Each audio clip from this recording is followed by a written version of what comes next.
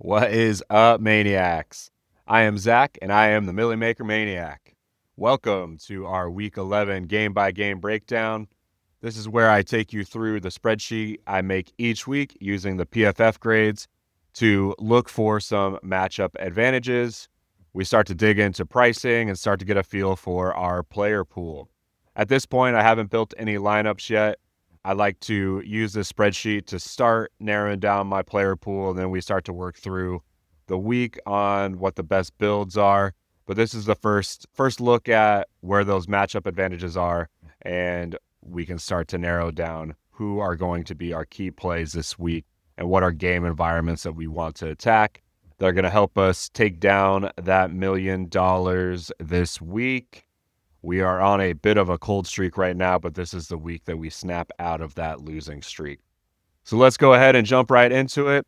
As always, please like and subscribe and leave your comments. Let me know who you think this week's Slate Breaker is going to be. Who is this week's Devon Achane or Jahmyr Gibbs or Trey McBride? Who is that? Who were the guys in week 10 that you had to have? Who is it this week? And also, give me your feedback on whether or not you would like me to do my player pool video on Fridays or on Saturday mornings. My thought process on doing it on Saturdays is we have more injury information with all of the practice reports from Fridays. So lots of times the slate can change a lot based on what we see as far as who practices on Friday.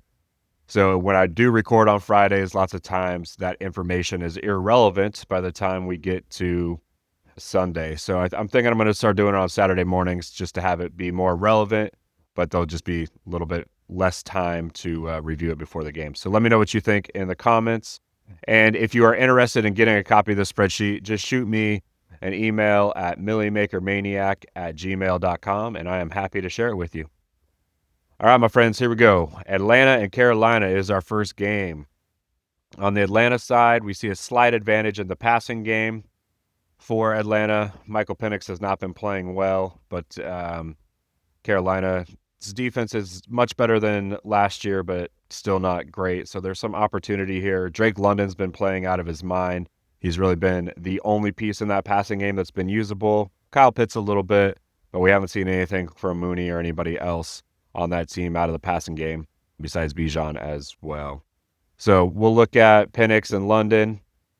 Decent matchup in the run game for both Algier and Bijan. Bijan hasn't been great in recent weeks and probably will be pretty low owned, so we might have some interest there. We'll look at pricing to get an idea of what we are interested in there.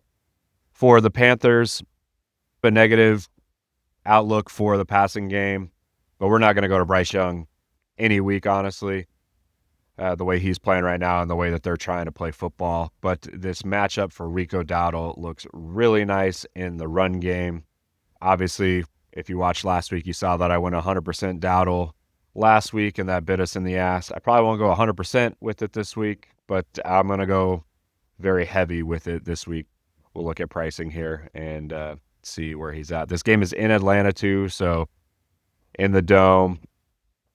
Last year, these teams had a big shootout in week 18, so that is possible. These defenses aren't playing great, but neither are these offenses. So I think it's unlikely it could be a shootout, but it might be. If it were to be a shootout, I think it would be Dowdle having a massive game and Atlanta playing catch-up. That's kind of the best-case scenario for this game to go off. Now let's look at pricing. We go over here. Let's look at Carolina first. Dowdle is 6,800. With that matchup, he'll be my highest owned running back for sure. Will not be scared off by his bad performance last week. We do need, it wasn't even a bad performance. 15 points isn't bad, but we were looking for a 30 spot when we're going 100% Dowdle. So I'll probably be somewhere in the ballpark of 50% Dowdle this week. We would like to see a little bit more from their passing game to get some more balance, to take some pressure off of Dowdle. So hopefully Bryce Young can figure out a little bit of the play action game and they can move the football a little bit through the air. Ted said 5,600. It's probably too high for this matchup. I think on Carolina is just going to be Dowdle for me. Eventually he's going to have a big game. If this were to go into a shootout, like if Atlanta got out to a big lead early, if that game played out, then you could see Teteroa getting peppered with targets, but Bryce just been playing so poorly. It's hard to see see them having much success. And Atlanta just kind of plays like this shell defense. Their pass defense has been solid this year. They haven't given up any big games to the passing game. It's primarily been on the ground that they've given up big games. So we definitely have to keep an eye on that. And because of that, I'm probably not going to touch any of these guys. Leggett and Coker are okay punts, but I think we'll find better values as we go through this. Not interested in Sanders either. All right, let's move over to Atlanta. We got Penix at 4,700. That's definitely intriguing. This opponent rank is much. They haven't got a ton of fantasy points, but it doesn't tell the whole story. I think there is some opportunity to have success against Carolina last week. We saw Tyler Shuck have some success through the air last week against Carolina. So Penix to London is definitely going to be interesting. He's definitely an interesting punt play this week. Bijan at 8,300. I like it. He obviously has not been playing great since week 6 against Buffalo. But all that being said, he's one of the most talented guys in the league. And I want to take bets on the most talented guys in the leagues, especially when I anticipate his ownership percentage isn't going to be too high because there's a lot of decent running back matchups this week, as we'll see as we go through this. So he'll probably be pretty low owned, which would give us a lot of leverage on the field if he has that big boom game at his pricing. I think more people are going to go to McCaffrey. So we'll definitely have some Bijan as we go through this. We'll get a better idea of exact percentages, but my initial reaction is probably somewhere around 20% on Bijan. And then Drake London, 7,400. I like that a lot. Like, he is the dude, just peppered with targets, 16, 10, 14. Last week he only had 8, but he put up a 27.4, and that was against Sauce too. So, yeah, like London a lot. Been one of my best ball picks of the years over the last few weeks. So, like him. Also, we got Mooney at 3,700. At that price, that's intriguing, actually. He'd been closer to the 5K range. Let's look at what his pricing would be. Okay, so I slightly exaggerated. He's been in the 4K range. But 3,700, he's definitely in play as a solid punt play. Kyle Pitts here, 4K. I think we'll find better options, but it's not an awful option either. So we'll have him in the player pool probably. Not a huge percentage, but mix him in here and there, and definitely mix him into our Penix stacks. And a defense, 3,500 is too expensive. I think we'll have better options. Let's move on to our next game in Tampa Bay and Buffalo. Let's go look at the grades first. So this one definitely could be a shootout. It's got all the makings of it. We've got positive matchups for both quarterbacks and positive matchups for both run games. So both offenses should be able to be pretty balanced, moving the ball. Yeah, and obviously you have 2 playoff teams here. That's definitely something I like to consider this time of year, or teams that are very much in playoff contention. You tend to see more dramatic fourth quarters when you have 2 quarterbacks that are competent and you have 2 teams that need this win, especially Buffalo coming off a tough loss. It's in Buffalo as well. We'll check on the weather to see if that's going to be a factor this time of year up north. But it looks like a really positive matchup for Baker. It looks like a solid matchup for Rachaad White as well. Haven't heard anything about Bucky. Anticipate him to be out again this week. It's not really sounding like he's progressing towards playing anytime soon, but we'll keep an eye on that. If Bucky were to play, we would have interest in Bucky for sure. Obviously, Emeka Egbuka will be in play. We'll look at pricing here in a second. And on the Buffalo side, coming off a really tough week against a bad Miami defense. Miami stepped up and played really well. Got to give them some credit, but Buffalo just didn't look great. I think that their pass catchers are a problem. Especially with, it looks like Kincaid's probably going to be out with that hamstring injury that he left the game with last week. Keep an eye on that. But outside of Kincaid, like, Shakir is a reliable target, but he's not really a great fantasy play because he doesn't do much past the line of scrimmage. So it really would just have to be Josh Allen hero mode, which we haven't seen much this year. But let's jump over and look at pricing. It's a neutral matchup for the Bills, a positive matchup for Tampa Bay. But again, 2 playoff teams that need this win. We could see some fireworks here. So let's go to Tampa Bay first. Baker at 6,400. That's way too cheap. And we see this opponent rank. I think a big part of why you haven't seen big scores against Buffalo's pass defense is because people are able to run the ball so easily on them. It's not because their corners are good or their secondary is good. I think that there is opportunity if this game goes back and forth for Mayfield to have a really big game. 6,200 for White. We've got to consider that. But he has been splitting carries a decent amount with Tucker. He had 10 carries last week. He's more involved in the passing game, so we can stack him with Baker because he can definitely score through the air. Yeah, but carries-wise, it was pretty much split. And on the ground, Tucker was much more successful last week against New England, who has a much better run defense. So Tucker might be a sneaky little play here at 5K with this big advantage in the run game. Keep that in mind. Emeka Egbuka at 7,200. That's still a reasonable price. Coming off 3 duds, but all those he was playing with that hamstring injury, getting through it. Last week he looked better, so he can definitely be in play. Tez Johnson still at 4,700. That's underpriced. The amount of targets he's getting, and last week he got in the end zone. He does have big play potential. I haven't really seen it yet, but him and Baker have missed a few times when he's been open. So I like him at 4,700. Sterling Shepard, yeah, he hasn't really done anything. I'm not interested there at 4,200. I'd rather go to Tez. Cade Otton at 4,200. We're definitely going to have some interest in. He's been getting a lot of targets, had 12 targets last week. And we're expecting Godwin to be out again. So, yeah, I think Otton, Egbuka, and Tez Johnson, we could stack. Last week in the Milly Maker, all 3 of those guys were in the winning lineup with Baker. So we could go back to that. I definitely like double stacks with Baker. And we can include Rachaad White in those stacks. Egbuka, Tez Johnson, and Otton are definitely all in play, both in our stacks with Baker as well as just spread across our player pool. And we might sprinkle in just a little bit of Tucker in this matchup as he's been getting more carries as of late. Let's go over to Buffalo side. Josh Allen at 7K. Pretty low price for Josh Allen. Having decent games, but he's only had the one big game. You'd expect them to bounce back after a tough week against Miami. I doubt that he'll be nearly as owned as he was last week. Definitely want to mix him in. The hard part is, who do you stack him with?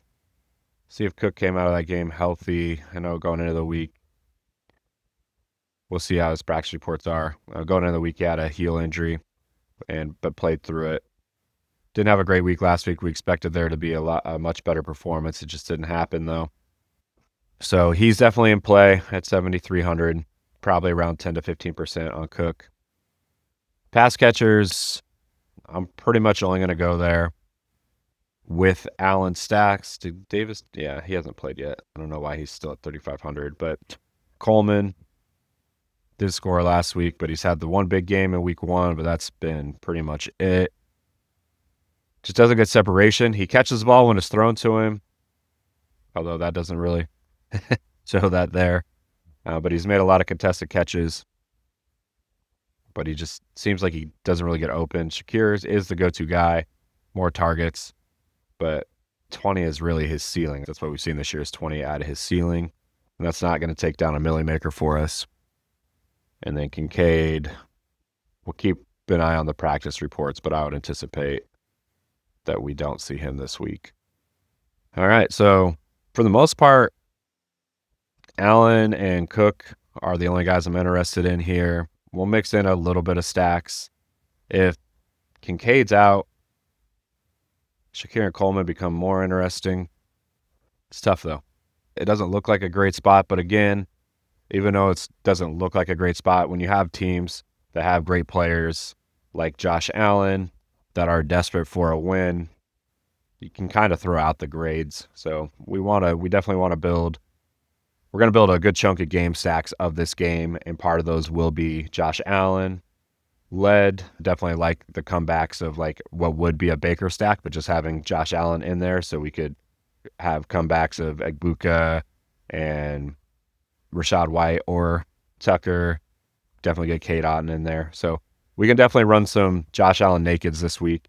And then we don't have to do a game stack of this one, but it does feel like it is a decent chance for a shootout. Let's check the weather in Buffalo real quick. So looking like it's going to be kind of cold, maybe a little bit of rain.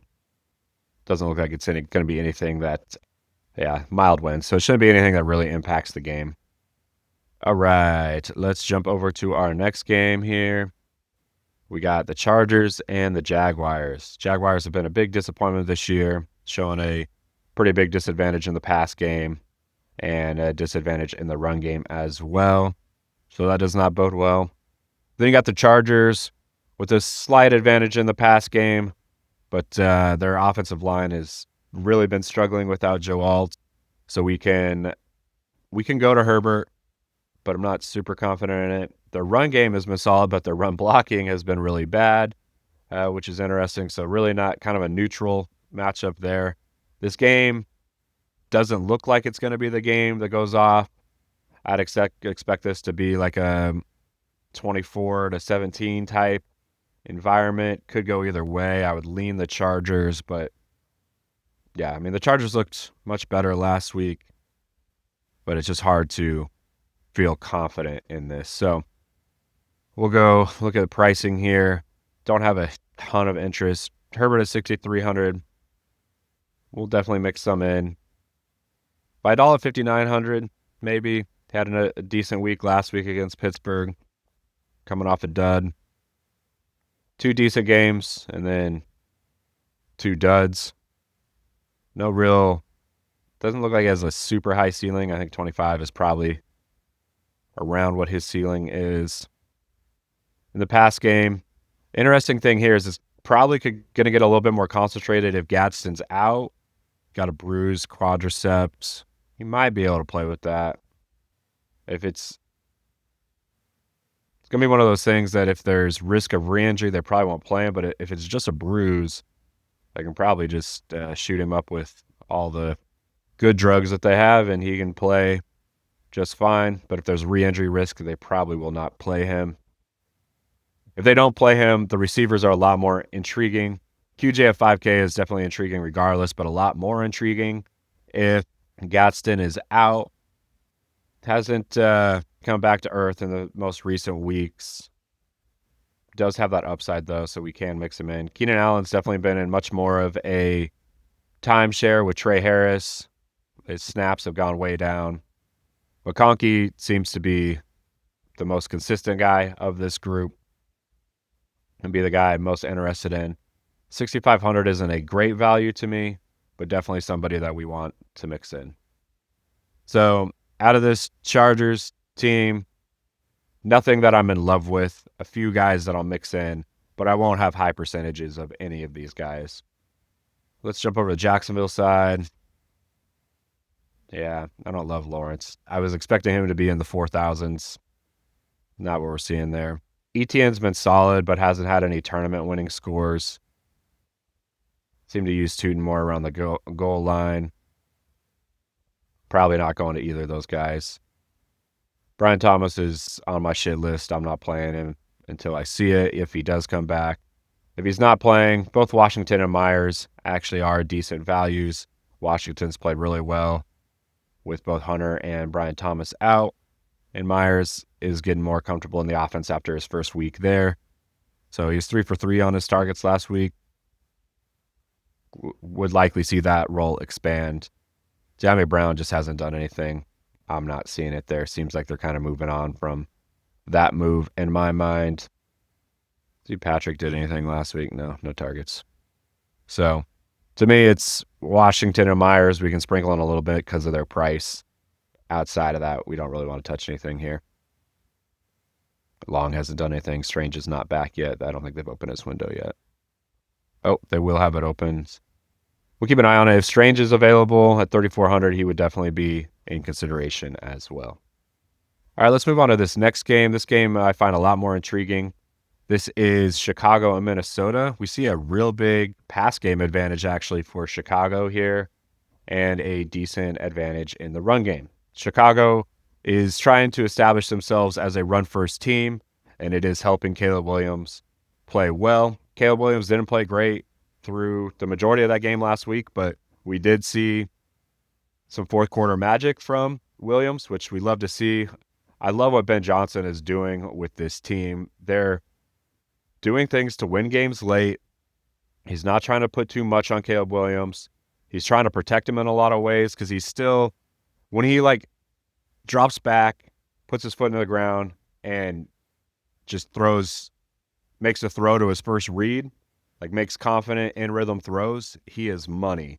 What we aren't seeing is when he gets off of his first read and he goes to his second and third read, he's not making those throws. That's when he's getting real inaccurate or getting chaotic in the pocket. When he gets outside of the pocket and he's making throws on the run, especially to his right, we're seeing him have a lot of success. So Ben Johnson is trying to bring him along, get him better at that second read stuff and making more throws from the pocket. And they're being patient with him, but they're allowing them to be more patient because they're relying more on the run game and they're not trying to get Caleb to win them games. So for Caleb to have a Milly Maker winning score, it needs to be more of a back and forth affair, because if it's not, I think they're just going to rely more on the run game like they have been. I do think that there is some potential for a shootout here. Minnesota is in a desperate situation. JJ McCarthy, there's a lot of things that he's not doing great, obviously, but there's some flashes. And the thing about those flashes with the weapons he has around him and the Chicago defense, the secondary has given up a lot of big plays. So this looks like a big Justin Jefferson opportunity to me, or Jordan Addison as well. Obviously, Jalen Naylor had the big week last week when we were heavy on Addison, so that was unfortunate. But my point being is the Chicago defense has given up a lot of big plays. What the Chicago defense has done a decent job of is create a good amount of turnovers. But when they aren't creating turnovers, they're giving up a lot of yards, and they've given up a lot of big plays. I like that combination to lead to a potential shootout, especially when you have Minnesota being pretty desperate. So I see a scenario where this game environment goes off, especially if Chicago gets out to an early lead. Minnesota is in chase mode. You could see a lot of big plays to Jefferson and to Addison. Another thing about McCarthy that I like is he's somewhat like Bo Nix. I think they're pretty similar players to me, honestly, where they can play bad all game, but it's almost like they're so confident, or maybe they're just ignorant to how bad they're playing, but they still seem to have confidence late in games. And I think that McCarthy is capable of leading comebacks. He seems like he's got that winning mentality. Whether or not he has the other intangibles to make it happen, time will tell. It's very early in his career, though. He's got some pieces that could work. So I'm intrigued there. Let's jump over and look at pricings after that whole rant there. Let's look at Chicago first. Really solid value at 5,900. We'll definitely want to have a good chunk of Williams, probably around 10% or so. Swift and Monungai both played well last week. You could tell that Swift was just healthier. They split carries pretty much down the middle, which makes it hard to get to this backfield for DFS purposes. Actually, not quite down the middle. We saw a lean to Swift for sure, which is what I predicted going into the week. 8 targets. That's by far as most of the year. So that's intriguing. The Monungai, 7 with just 1 target. So he did get the goal line carry and the touchdown. It's going to be hard to get to either one of these guys with the split. I think they are really dynamic from an NFL standpoint, but from a DFS standpoint and fantasy standpoint, it's going to be hard to see big scores from them. With this split, I would lean Swift because I think he's just got more big play potential. Monungai, I think a lot of times when he has his big weeks, is probably going to be somewhere around 50 yards and a touchdown or two, which isn't a Milly Maker winning score. If he got that, has that random 100-yard game with a couple scores, then obviously that makes sense. But without the with the split, I just think that that's unlikely. Odunze bounced back last week with a 20 spot after killing us in week 9. Hated that. But yeah, Odunze, you would like to have in, I would say, the 90% of your Caleb Williams stacks. It could be Odunze plus more. Moore had a 0 spot last week. Did he get hurt? Let's see. No, he just, very interesting. Just didn't have any catches. Burton had a couple. 351. Maybe they're starting to go more Burden as the year goes on. But I would definitely do Williams and double stacks with Odunze and Moore, or Odunze with Burden. I'm not really going to go to Zacchaeus. That's random 17-point week is by far a ceiling, but I don't think they're going to slowly start phasing him out. Loveland, I do have interest in, even with Komet back. You can see he's getting healthier. You can see why they took him so highly. He is a very good athlete, and I think he's going to have a very good career. And definitely could be the guy that Williams throws a couple touchdowns to. Primarily with Williams, I like skinny stacks just because he's running the ball more. I think when he has his big weeks, he's probably going to have some rushing touchdowns. But double stacks are still in play. My favorite one would be Odunze and Loveland, followed by Odunze with Burden, and then lastly, Odunze with Moore. Let's jump over to the Minnesota side. Let's look at what Chicago's defense is real quick, actually. 2,800, that could be in play just because McCarthy is likely to turn the ball over a few times, and those could turn into pick sixes. So Bears at 2,800. We'll keep that in mind for sure. Let's jump over and look at Minnesota. McCarthy at 5,200. Interesting. I thought he would probably be in the 4K range. Put up decent scores, not Milly Maker winning scores yet, but he's passing a little bit of the eye test as far as it goes for DFS. Like, I could see him having a 30-point week. He's mobile. He runs the ball pretty well. He's willing to take chances. That could all lead to a massive DFS score. They're kind of the opposite of Chicago's run game, where they're really good from an NFL game-winning approach. Like, they're good NFL players, but they're not great DFS players because of the split backfield. McCarthy right now is not a great NFL player. He's got a lot of growing to do to be a consistent NFL quarterback, but he's showing flashes of being very intriguing from a fantasy standpoint. So he could still throw a couple picks and have a big game regardless, because they're in comeback mode throughout. So he's definitely in consideration. Jones would be the one that I would like out of this. Mason has definitely taken a back seat to Jones. Only had 4 carries last week. Jones, they didn't run the ball a lot last week, but he definitely was much more involved. So Jones would be the one that I would be more interested in at 5,500. He'll definitely be in the player pool. All right, Jefferson at 7,500. Somehow Addison's price went up. It's at 5,400 after a 6.5 score last week, which killed us. He was my second highest rostered receiver, but that's all part of it when you take those big shots. And then Naylor seemed to have some rapport last week with McCarthy. So I think all 3 of these guys are in play. Where's Jefferson compared to everybody else in pricing? So wide receiver, what's that? Wide receiver 6 in pricing. I honestly would like London more in that range. Probably like Rice more. That's going to be an interesting week.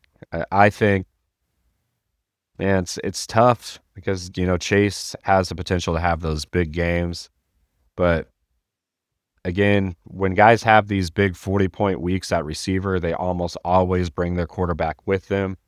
So for the most part, at the top of this range, I'm only going to be playing these guys with their quarterback. If I'm not playing their quarterback, I'm probably going to fade them. My initial thought to this slate is I'm going to probably go back to the 3 running back build that's been very successful this year and pay down at receiver. So we'll see how the week plays out. But I think for the most part, I'm only going to play this group of receivers with their quarterbacks. And around Jefferson or London is where I would start to consider playing those guys outside of stacks with their quarterback. Hawkinson at 3K. He's starting to get to a price where he's somewhat intriguing, but it's not great. I think we'll have better options. So this game is intriguing. I'm definitely going to build a good chunk of game stacks. I'll probably build 10 or so lineups that are different game stacks of this game. I think there is potential for that to be the game that goes off this week for sure. So keep that one in mind. Move on to our next game. We are getting Jameson Winston this week for the Giants. Looks like a horrible matchup, but it's JMO. Love me some Jameson Williams. Yeah, sorry, I keep saying Jameson Williams. Jameis Winston. So that's intriguing. It could be a huge game for the Packers defense. They could get 10 interceptions. Who knows? But they could also give up 5 passing touchdowns to Winston. So it's fun. It looks like a good spot for the Packers offense, but they have been reeling. Everything here is showing that it should be a good day for Jordan Love and this passing game. I'm more intrigued in the Josh Jacobs side of it and their real positive matchup in the run game. The passing game is tough for the Packers without Kraft. You don't really know where to go. And also, I know that Romeo Doubs got banged up last week. So let's look at the pricing here. Love at 6K, in the ballpark for sure. Jacobs at 7,800. We're going to have a lot of that. Definitely in the 20+% range of Jacobs. And then Doubs, I know he got banged up in the game. He bounced back, though. Came back in. Keep an eye on that. Doubs would be the most intriguing one if he's back and healthy. I don't think they've opened up. Yeah, they haven't opened up his window yet. We'll keep an eye on Doubs or on Reed to see if there's any chance of him coming back. Christian Watson at 4,400. Intriguing, especially if Doubs is out. You'd expect him to be the go-to guy against this really bad Giants secondary.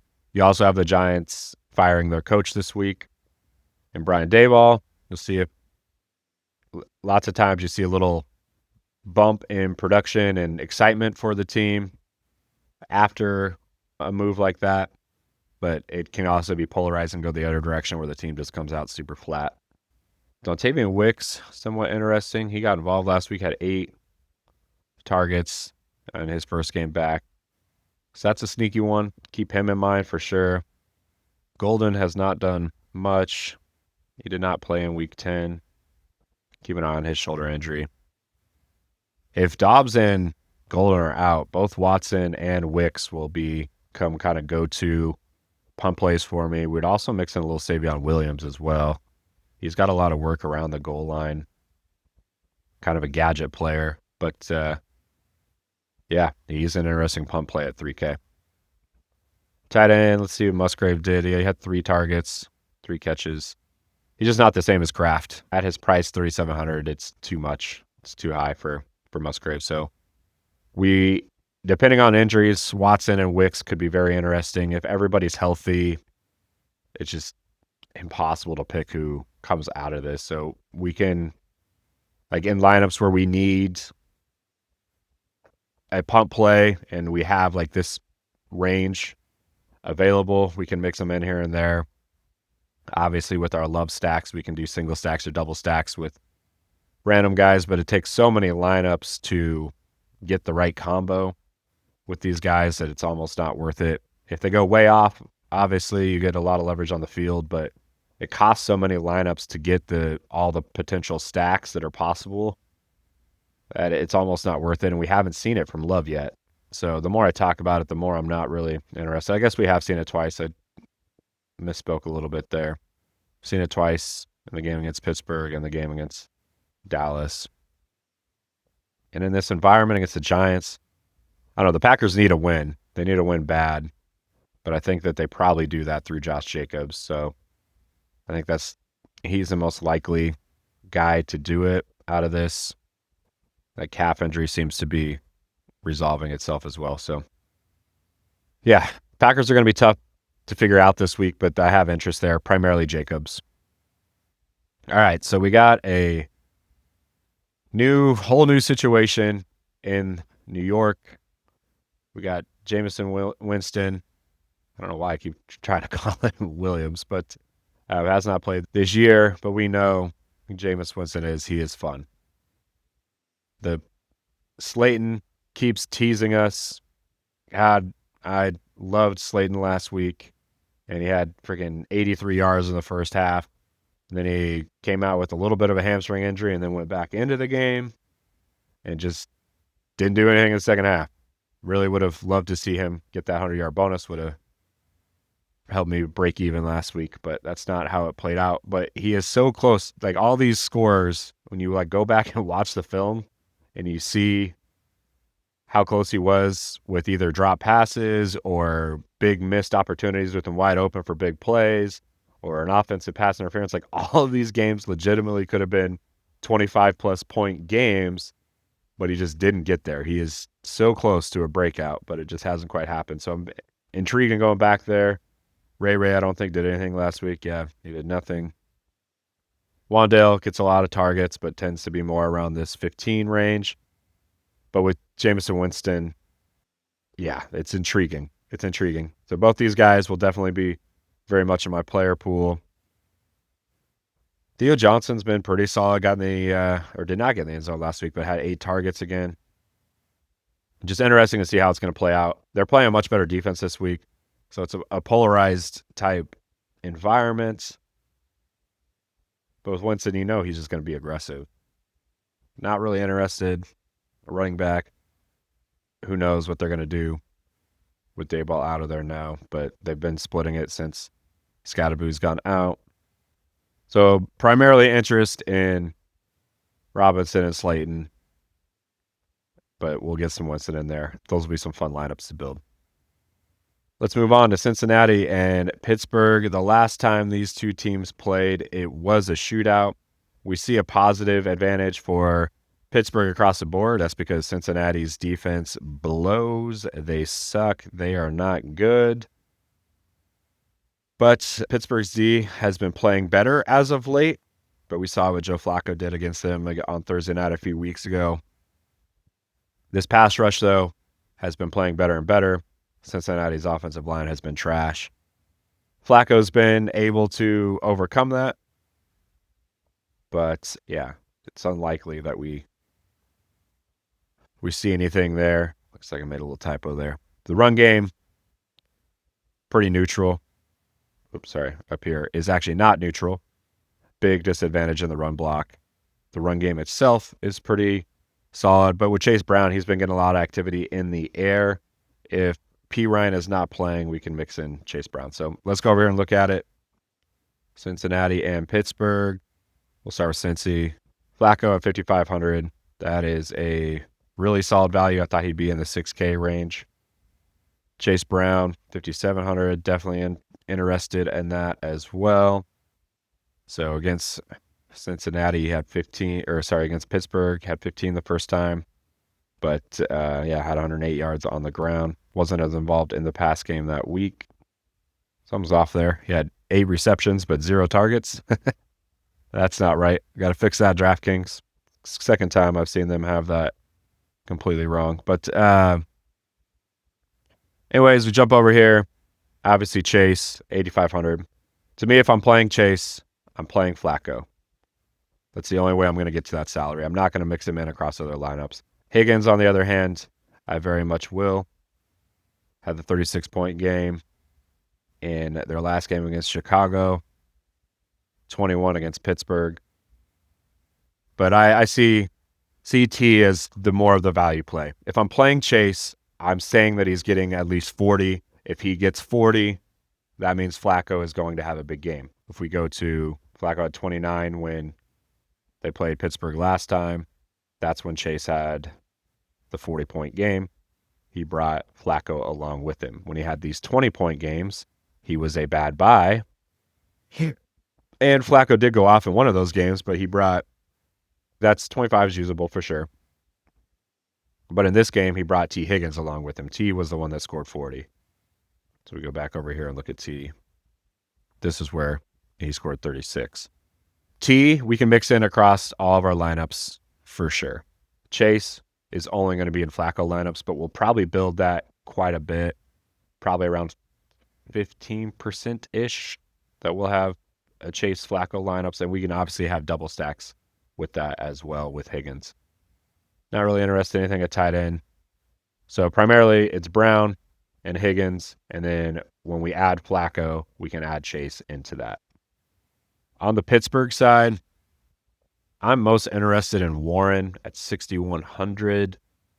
What did Warren do in that first game? Didn't do anything.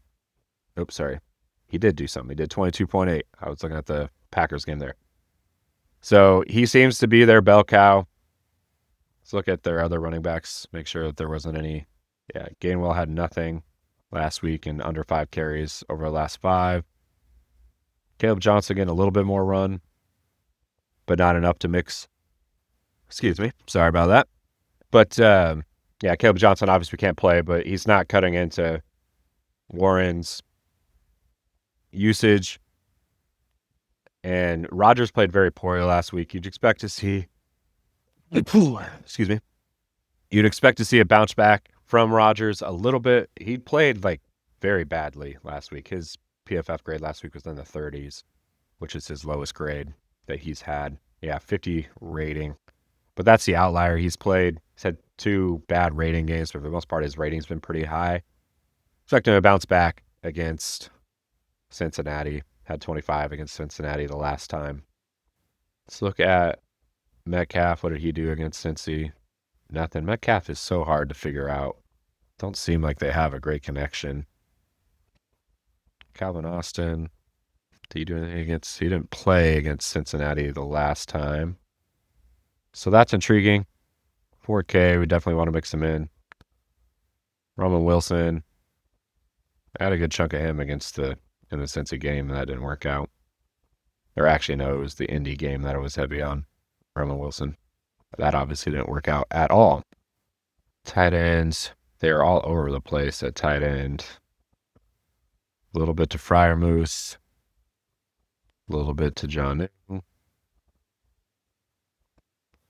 And then Darnell Washington, they get a decent amount of work too. So, seems so spread out that I probably just won't go to the Cincinnati passing game. I'll probably build a few Rodgers and Metcalf lineups. But really, I think it's just Warren. I think Warren is the smash button here. Where's this game at? It's in Pittsburgh. Yeah, it feels like Jaylen Warren to me. Jaylen Warren, and then we can be interested in the other side for the pass catchers and Chase Brown on the other side. Jaylen Warren is going to be, I'll have a lot of Jaylen Warren.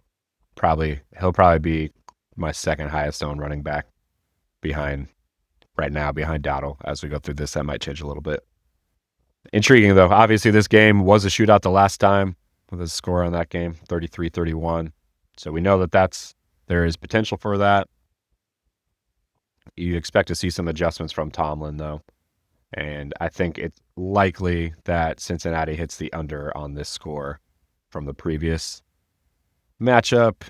And I think that the Steelers are going to try to lean more on Jaylen Warren than they did in the first game.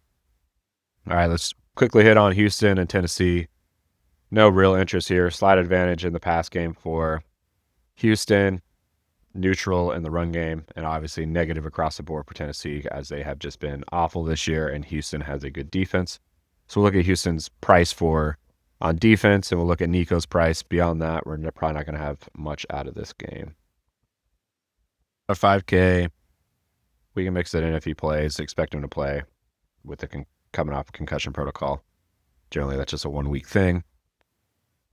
Woody Marks, he's been showing out a little bit better. What did Chubb do as far as he only had 5 carries last week, so they're going more Marks for sure. Nico, 6,700. That's definitely intriguing. 15 targets last week against Jacksonville, which is what CJ needs to do. He needs to just pepper Nico with targets. Kirk only had 3 targets last week. Higgins had Yeah, Higgins had a decent day. 7 targets. Well, anything. Yeah, finally. Doesn't really seem like that much of a plan here. Interesting that they phased out Hutchinson finally. Not interested in Kirk. Higgins, we can have some interest in at 3,500. He can be a punt play for sure. Collins will probably be one of our core wide receiver plays. He's got potential to do that 40-point game too. And against Tennessee in a must-win situation for Houston. What is Houston's record now? Let's go look at Houston's record. Houston's 4-5. They're chasing the Colts right next to them at 8-2. So yeah, it's a must win for them. So you expect them to rely more and more on their studs. So Nico's definitely in play. Schultz is definitely in play as well. Interesting, they haven't really raised his price. He's been solid over the last few weeks. 3,900. Both him and Nico will be core plays for me this week. So getting more out of this game than I anticipated with the pricing here. I thought Schultz would be a lot higher than that. We also get a decent punt play with Higgins out of this group. So keep it in mind for sure. Tennessee, jump over. Cam Ward of 4,300 has not done it yet. It seems like a tough spot for him to do it. Not interested in any running back against Houston. Do we finally get Ridley back? Don't know yet. We'll keep an eye on that. Might have some interest in Ridley if he's back, but A.O. Manor, DK, not really interested. Gunnar Helm, maybe, but probably not. Yeah, just going to fade this completely. Oh, yeah, let's look at Houston's defensive cost. 3,700. That makes sense. We'll get to it when we can, but it's going to be hard to build to that. All right, let's move on to a game that I'm really excited about. This is San Francisco and Arizona. In Arizona, San Francisco's defense is horrific. They have nothing left. They're playing with the JV squad with all of these injuries. And with Jacoby Brissett, this Arizona offense has been a lot better. So I'm very intrigued in Arizona stacks this week. And Arizona's offense has been solid, and it looks just like an awesome spot for McCaffrey. Like, they need to win this game. Arizona also, if Arizona wants to have any chance, which they're pretty much out of it, but they're still, I think they, especially with Brissett in there, I believe that they can make a run for the playoffs. And this defense is just really bad. We might have some interest in DeMarcado too. He seemed to take over that backfield as long as Benson's not coming back. And we'll see what the status is on Purdy. He might be coming back. But either way, if it's not Purdy, if it's Mac Jones, we would have interest here. So Purdy at 5,800. Yeah, we really don't know. We'll see. Purdy might be back. If it's Purdy, he definitely would be very much in play. McCaffrey at 9K. This seems like a really good spot for him. Yeah, this could be the 40 spot for McCaffrey. 9K, it's hard to get to, obviously. But, you need him to put up 40 at 9K to be needed for the Milly Maker. But we've seen a 37-point game from him against the Giants, 42 against Atlanta, and then a whole bunch of 25 spots.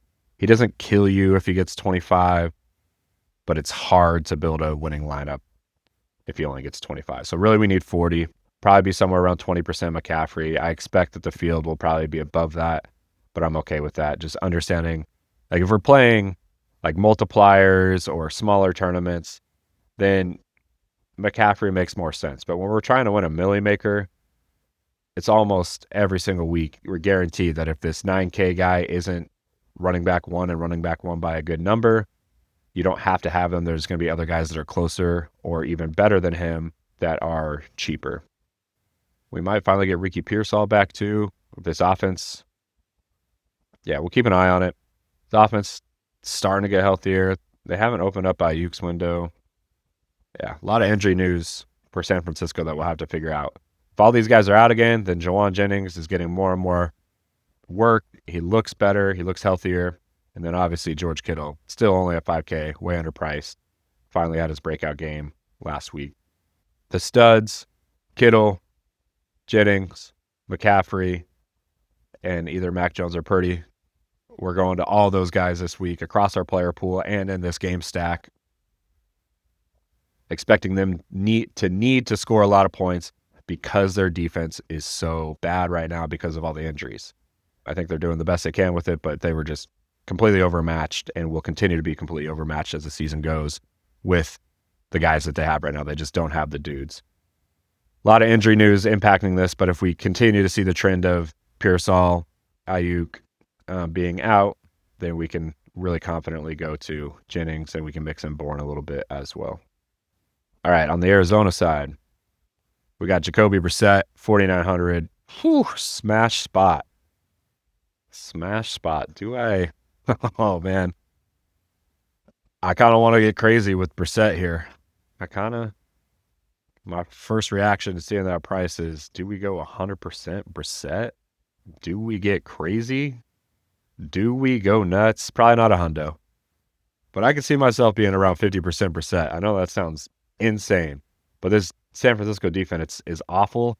And with Brissett, you know who to stack it with. It's McBride at 6,300, who is still underpriced. If McBride was a wide receiver, you'd be like, wow, that's a crazy value for a top 5 wide receiver. But because he's at tight end, 6,300, he's just at the top of the tight ends by a good chunk. So he's still going to get plenty of ownership. But last week he was only at 12%, and he was at 6K. It didn't make any sense. If he was a wide receiver putting up these scores, 30, 16, 30, 21, like he would be 30, 40% owned at that price.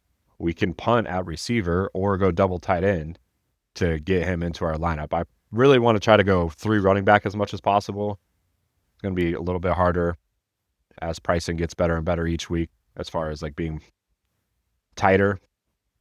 But McBride at 6,300, he's a huge value to me in this matchup. And then Harrison at 5,800, way underpriced.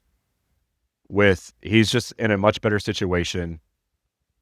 Wow, didn't realize he had 12 targets this week. I need to go back and watch that film, see what's going on there. But I'll take the 12 targets in a much better matchup against San Francisco and expect him to be in the 20s. At 5,800, it's a great value. What did Wilson do last week? He's a decent punt play. Dortch, not so much. What is going on here, DraftKings? You got to figure this out. Oh, I guess not. He was a rush. Never mind. Sorry, DraftKings. You have had a few targets off, but it looks like that wasn't it. Zay Jones tore his Achilles. Hate seeing that. I've torn mine, so I have a soft spot in my heart for anybody that deals with that injury. It's a bummer. But yeah, I mean, it's simple. It's with Brissett, it's primarily McBride. We can mix in Harrison. We can do solo stacks with Harrison, and obviously we can do double stacks. But that just seems like the line that makes the most sense this week. Yeah, I'm excited about it. I didn't think I'd be nearly as excited as him. And then DeMarcado, I thought he had more run than that last week. I know he had he had 4 rushes for 64. He had a big run, a 55-yard run, and then he had a couple big catches. So decent output, but not a lot of volume. I need to go back and look at his snap share. Interesting. Bam Knight got the majority of the workload. I wasn't watching the game. That's not how it felt, obviously. If Knight is out and Benson's out, let's see if we're seeing anything on it. If Benson comes back, he's intriguing. But if both Benson and Knight are out, DeMarcado at 4,500 is going to be one of my highest roster running backs for sure. The main reason for this is I believe this offense is going to move the ball well. He's had some explosive plays, so he can get that big play. And the San Francisco defense is horrifically bad now. Like, the grades don't even show how bad they are. Like, we look at this, and it's a big advantage for Arizona across the board. One of my better quarterback scores for this week. But the thing about the PFF grades when I build this spreadsheet is it's cumulative. So when I'm doing these grades of like their total pass grade versus their total coverage grade, that's for the season.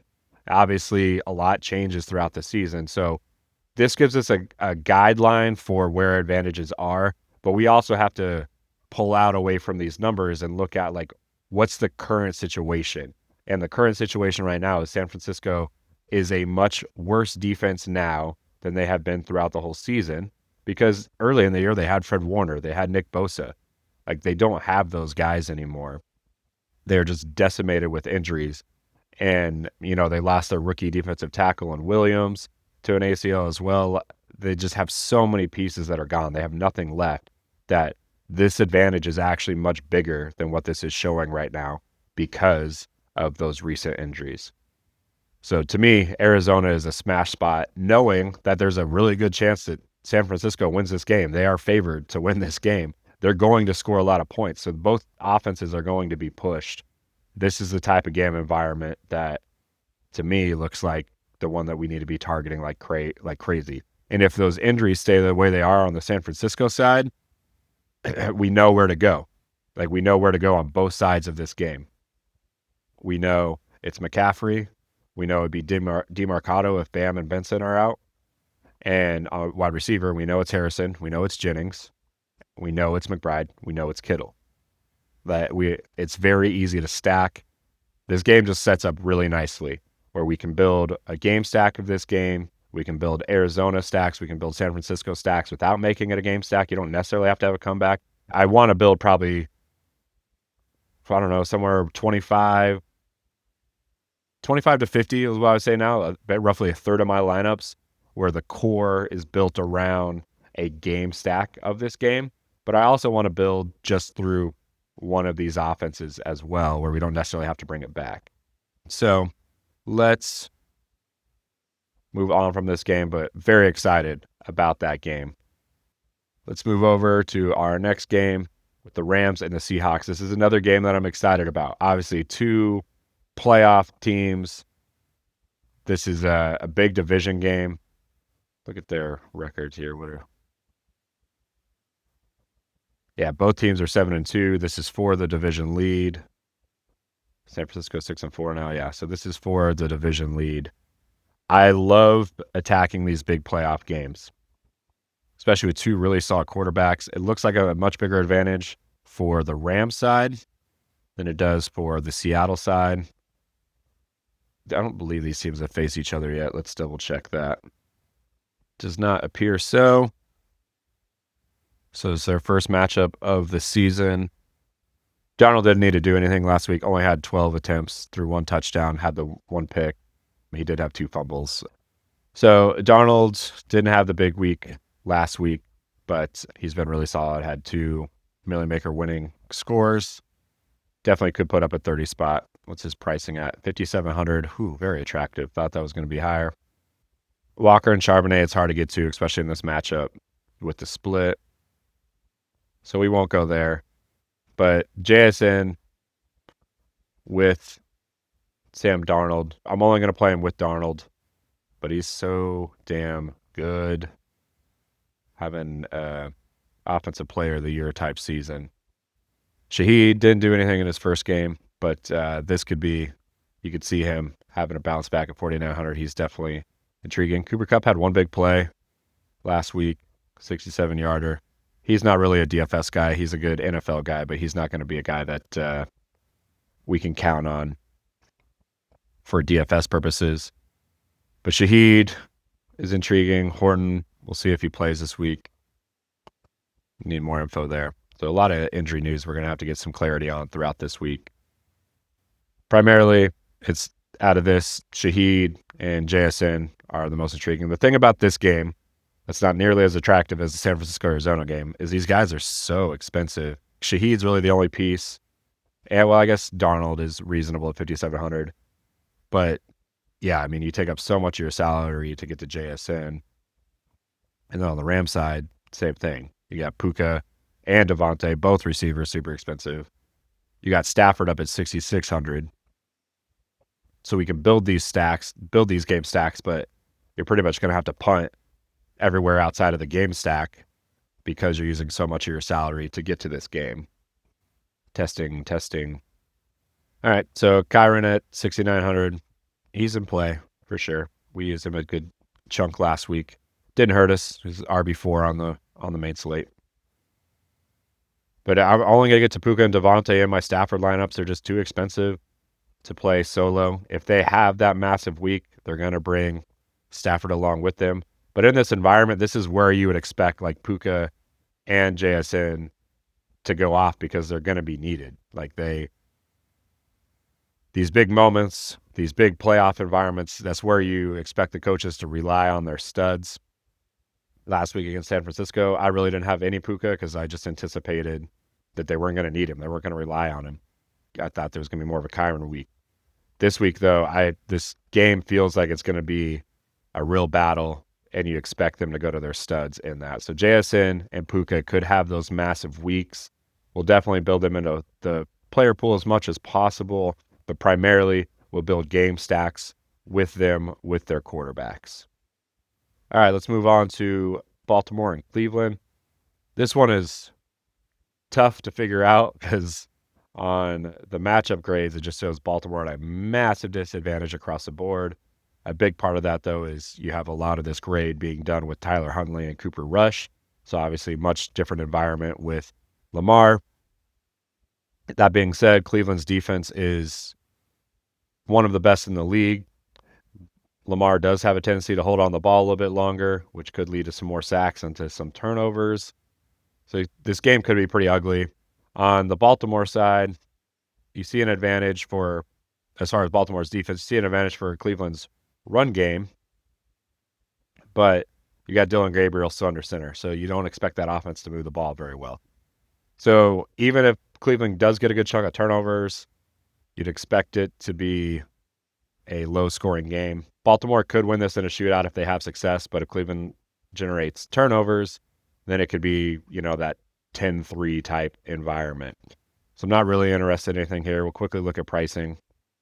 Lamar is $6,900, way too expensive for this matchup. Henry, way too expensive for this matchup at $6,600. Zay Flowers, way too expensive. Not really. This isn't a Bateman week for me. Andrews unlikely, maybe. Likely, again, had 5 targets. I think he's going to have a pop week here sooner than later, but these guys we can consider. But beyond that, I don't really want to touch this. And the Ravens D at 3,800. Can't really get there either. So, yeah, not really interested there. On this side, Judkins, 6,400, maybe a little bit. I'm not going to Gabriel. I'm not going back to Judy. Fannin, maybe. I'm primarily just going to fade. I'm going to fade Cleveland. That's what I'm going to do. Fade Cleveland, and I'm going to fade this game. What's Cleveland's defense? Okay, maybe I won't be fading this game. Cleveland's D at 2,400 is attractive. Cleveland, you hurt me last week. You were great. You were great in week 7. We loved you then. Can we get another 25-point game? I don't know. Lamar does hold on to the ball. He does turn it over occasionally. Obviously, this pass rush is just going to dominate here. So you can see a scenario in which Lamar has a bad game and Cleveland does get a pick six or a scoop and score. 2,400, they're very intriguing for sure. All right, last game of the week, Kansas City and Denver. From a matchup standpoint, from PFF grade standpoint, it does not look like there is any advantage here on either side. But again, this is a playoff environment. You got 2 teams that are playing for the division right now. You have Denver at 8-2, which they are not an 8-2 team. And I don't think Kansas City is a 5-4 team. I think they're much better than that. So all that being said, you don't want to bet against Patrick Mahomes. You could see a scenario where Mahomes has a big week. He's up at 6,800. See if Pacheco's going to be back. I think we expect him to be back this week. I have to watch the reports. If he's back, not really interested in this backfield. Even if he's gone, we can mix in a little bit of Hunt, but at 5,200, that's too high for Hunt. Wright's at 7,900. We like. Worthy at 4,900. That's intriguing. He hasn't had a big game yet, but he is definitely capable of it. Kelsey at 4,800. It's too high for me. So primarily interested in Rice in this game. We'll keep an eye on whether or not Surtain is going to play, if he's going to play.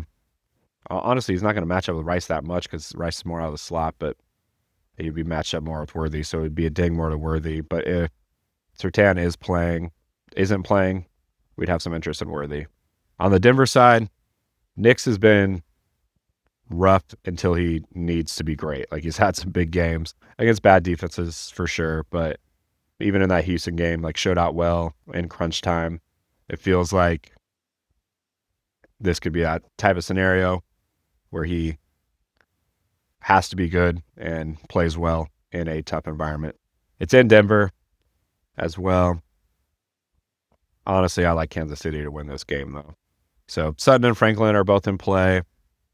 Ingram, not really. So I thought I'd be more excited about this game than I am, but with price-wise, I'll mix it in a little. I'll build in some game stacks of this game. But it's not going to be one of my go-to games. My go-to game of the week is definitely going to be San Francisco and Arizona.